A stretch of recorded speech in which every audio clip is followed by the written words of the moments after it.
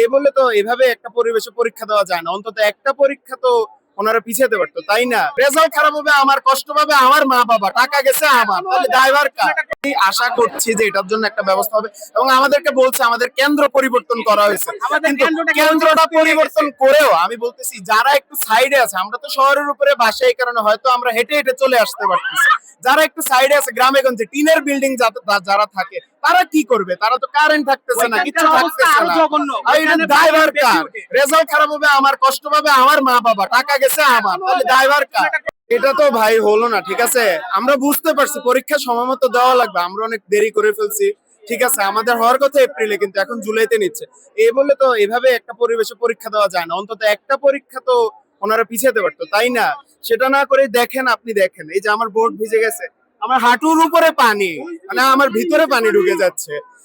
ক্লাসে গেলাম, ওখানে সবার গা থেকে পানি পড়তেছে, যদি হাত থেকে প্রশ্ন পড়ে ভিজে যাবে। এই যে দেখেন আমার এডমিট কার্ড, রেজিস্ট্রেশন কার্ড, এটাও পকেটে নিয়ে ঘোরা লাগতেছে। এখন এটা দায় কার?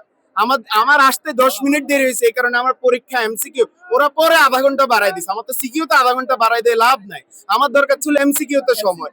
এমসিকিউ তে আমার এই যে আমি রাজগঞ্জ থেকে এখানে বাসে আসার জন্য রিক্সা পাইনি, ঠিক আছে? একটা রিক্সাও পাইনি, সকাল থেকে কোনো রিক্সা দেখিনি, পাইনি। হেঁটে আসছি, এখানে এসে পানি পাইছি। পানি পাওয়ার পরে পানির কারণে, পানিতে তো জোরে হাঁটা যায় না, জোরে হাঁটতে গেলে পড়ে যাবো, সাবধানে হাঁটতে গিয়ে 10 মিনিট লেট হয়েছে। এই কারণে আমি এমসিকিউ 3টা দাগাতেও পারি নাই। এক নম্বরে এটা। এমসিকিউর জন্য বেশি সময় দেওয়া হয় নাই, এমসিকিউ 3টা দাগাতে পারি নাই আমি। সিকিউর জন্য বেশি সময়, যেটা যেটা অপ্রয়োজনীয় ছিল, সিকিউর জন্য বেশি সময় প্রয়োজনীয় ছিল না। এই যে আপনি দেখেন, দেখছেন দাঁড়াতে পারতেছি না। আমরা চাই যে পরীক্ষা স্থগিত করার জন্য, কিছুদিনের জন্য, কারণ আমাদের বাইরে চট্টগ্রামে অবস্থা অনেক খারাপ। এই অবস্থা আমরা কিভাবে পরীক্ষা দেবো? আর আমাদের অবস্থা দেখছেন, আমরা ফাইল সব ভিজে গেছি।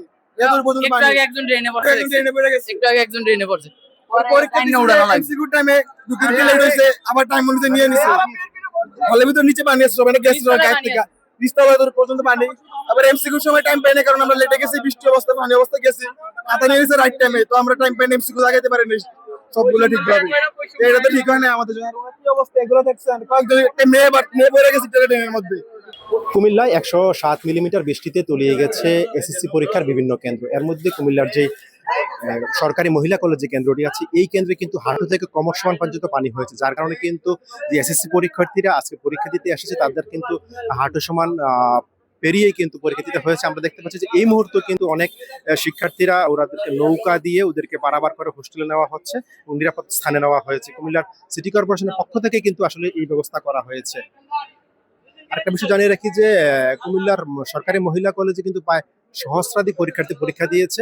তারা আর কিন্তু অভিযোগ করেছে যে আজকে যেভাবে বৃষ্টি হয়েছে, যদি সরকার আজকের পরীক্ষাটা স্থগিত করতো তাহলে কিন্তু এত কষ্টটা হতো না। কারণটা হচ্ছে অনেকেই কিন্তু হাঁটু পানি কোমর পানিতে ভিজে গিয়ে অনেকের প্রবেশপত্র নষ্ট হয়ে গিয়েছে বলে আমাদের কাছে অভিযোগ করেছে। প্রাকৃতিক দুর্যোগ সারা দেশের ন্যায় কুমিল্লাতে রাতে 2টা থেকে ভারী বর্ষণ হয়েছে। এই ভারী বর্ষণ একটানা 9টা পর্যন্ত হয়েছে, যার কারণে কুমিল্লা শহরে অনেক জায়গায়, বেশিরভাগ জায়গায় পানি জমেছে এবং পানির নিচে চলে গিয়েছে।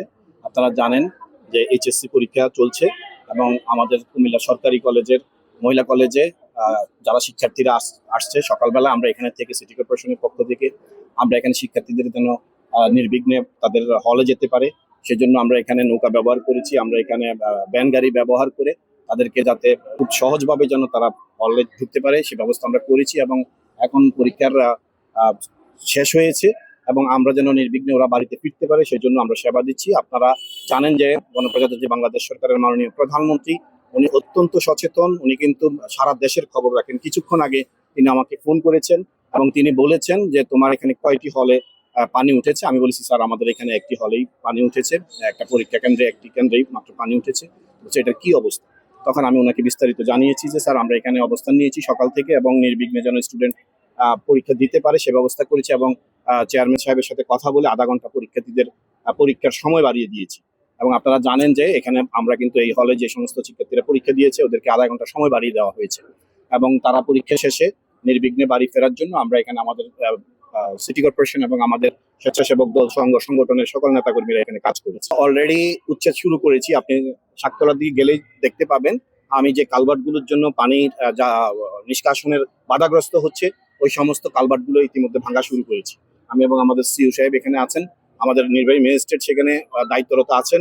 আমরা অলরেডি এগুলো উচ্ছেদ করা শুরু করেছি, আমরা কালভার্ট ভাঙা শুরু করেছি। যে সমস্ত জায়গাগুলো ইতিমধ্যে দখল হয়ে আছে এগুলো আমরা, আমাদের একটা প্রজেক্ট জমা আছে, এটা অনুমোদন হয়ে গেলে আমরা আমাদের খালগুলো আমরা যারা দখল করে রেখেছে তাদেরকে উচ্ছেদ করে আমাদের আওতায় নিয়ে আসবো। আপনাদের মাধ্যমে কুমিল্লার যারা সচেতন নাগরিক আছেন আপনাদের কাছে উদাত্ত আহ্বান থাকবে যে আমরা একটু সচেতন হই, যেখানে সেখানে আমরা ময়লা ফেলবো না। নির্দিষ্ট জায়গা রয়েছে, বিন রয়েছে, ডাস্টবিন রয়েছে, আমরা নির্দিষ্ট জায়গায় যদি আমাদের যে ময়লাটা থাকে সেটা ফেলি তাহলে কিন্তু এই জলাবদ্ধতা থেকে অনেকটাই আমরা মুক্ত থাকতে পারবো।